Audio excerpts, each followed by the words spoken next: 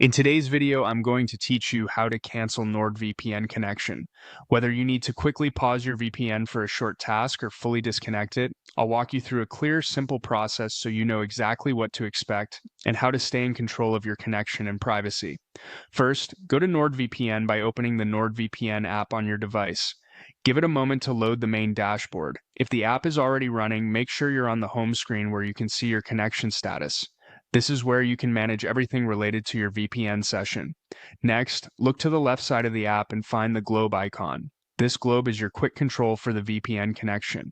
Clicking it brings up options related to your current status, so it's the fastest way to manage whether you're secured through the VPN or using your regular internet connection. If your interface looks slightly different, that's okay. Updates can move things around, but the globe icon typically stays on the left sidebar. If you only need a short break from the VPN, choose Pause Connection. You'll see options to pause for 5 or 15 minutes or another preset the app offers. Pick the duration that fits what you're doing, like signing into a site that blocks VPNs or quickly checking something on a local network. While paused, your traffic is no longer routed through the VPN, so treat it like a regular unsecured connection during that time. The nice thing about pausing is that it automatically resumes after the timer ends, so you don't have to remember to turn it back on. Keep an eye on any countdown indicator the app shows so you know when protection will kick back in. If you want to stop the VPN entirely, click Disconnect. This fully ends the secure tunnel until you choose to connect again.